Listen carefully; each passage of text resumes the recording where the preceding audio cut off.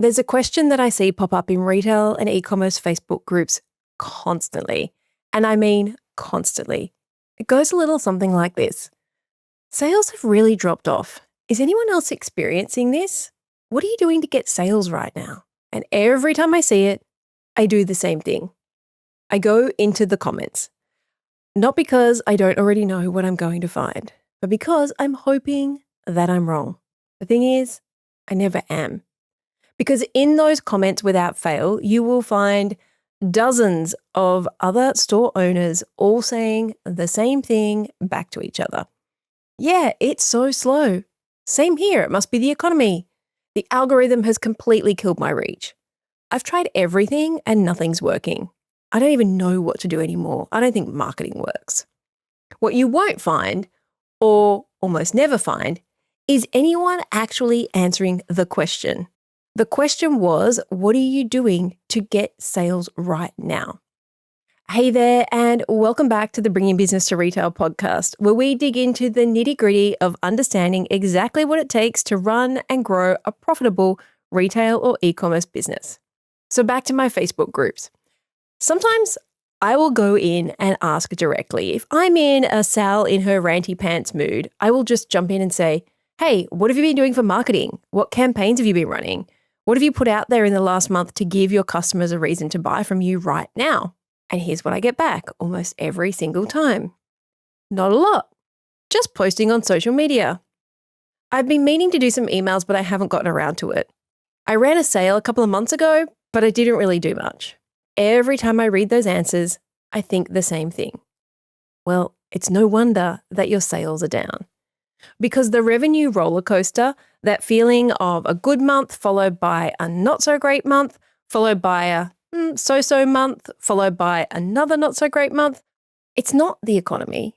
It's not the algorithm. It's not bad luck, even though it might feel like it when you're in the middle of it. It's a mirror. Your sales are almost always a reflection of what you were doing 3, 4, 5, 6 weeks earlier. When you've been showing up and giving people a reason to buy, making it really easy for them to say yes, then the sales follow.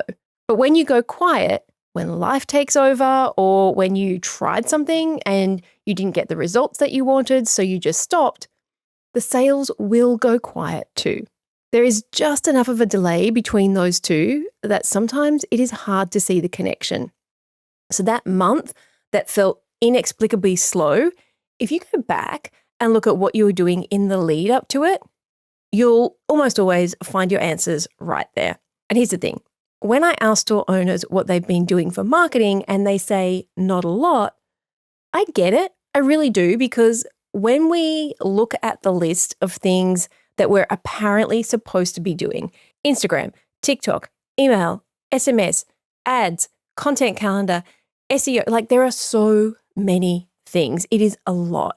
And when you are already flat out running a business, making all of these decisions, all of those extra places start to feel impossible. And so you probably will end up doing what most people do, is like you do a little bit here and there. You might try some marketing, you cross your fingers, you hope that something works, and you just put your head down and you keep going. The problem is that doing a little bit of everything with no clear direction behind it gives you the exact results that you'd expect. Some months you do okay, some months not so great, and no real way of understanding why it went either way. And living with that kind of unpredictability is genuinely hard. It is not just a revenue problem. When you don't know what revenue, what money you've got coming in, you can't make decisions with confidence. Do you reorder the product that's been moving well? Well, you're not sure because last month was fine, but this month has been a little bit slow, and you don't know if it's a blip, or you don't know if it's, the sign of the economy or something bigger. Or do you take on a casual for an upcoming busy period? Well, you would like to, but you're just not sure if the money is quite there. Do you commit to a new range? Well, you want to, but timing feels a little bit risky.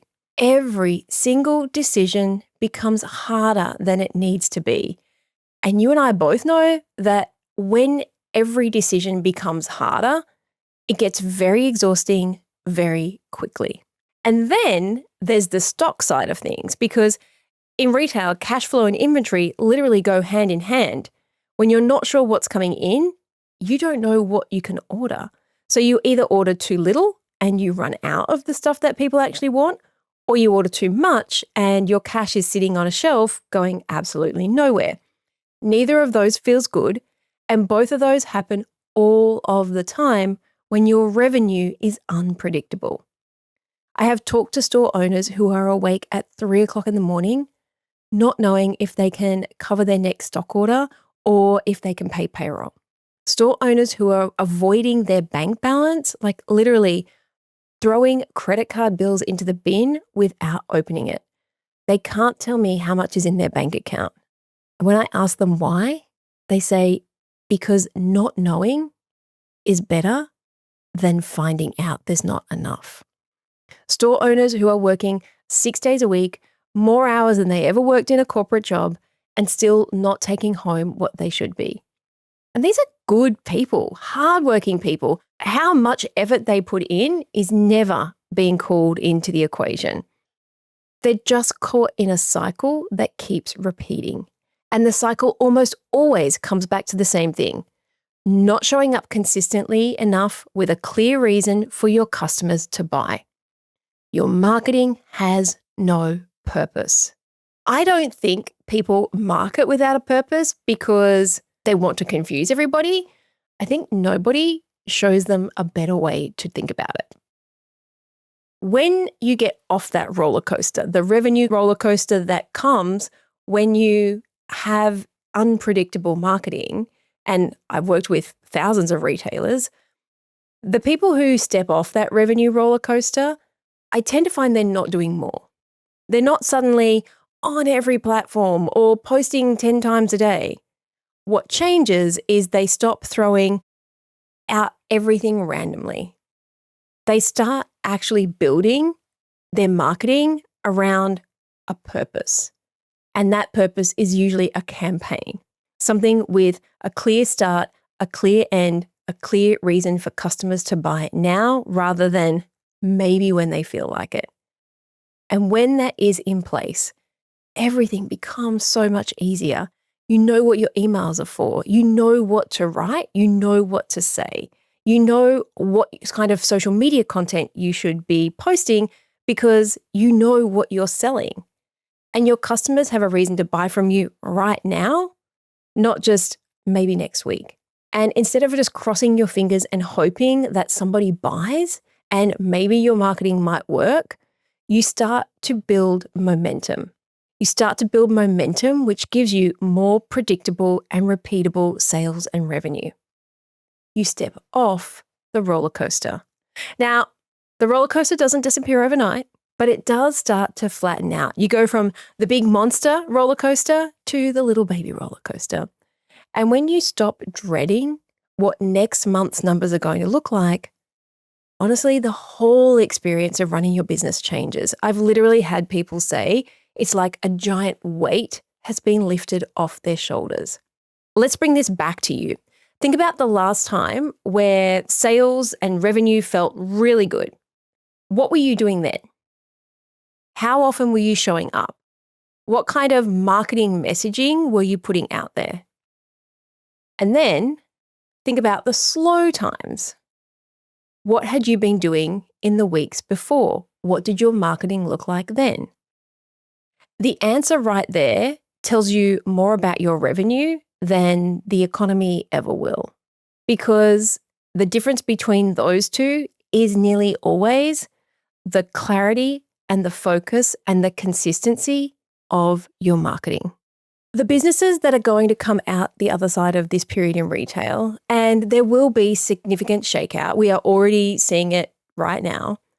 The ones who come through the other side will be the ones who understand that consistent sales require consistent, intentional marketing, and not more effort across every single channel, but deliberate, campaign-driven activity that gives customers a clear reason to buy from you right now. So here's what I want to share with you, because if you have heard yourself in any of this episode I've built something for exactly this, something that will help you create predictable, repeatable sales and revenue. I call it the Marketing That Works Bootcamp. I built it because I keep seeing the same thing.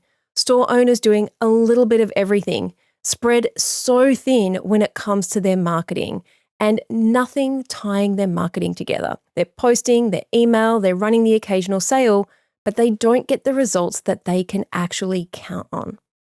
The whole bootcamp is built around one idea, that when you have a campaign driving your marketing, something with a real purpose, everything starts to work better. Your emails will have a reason to exist. Your content has somewhere to send your customers. It has a reason, it has a purpose. Your customers have a clear reason to buy from you right now, not crossing your fingers and hoping that they will come back someday. And when all of that happens, your revenue starts to feel like something that you have control over. It is a live bootcamp.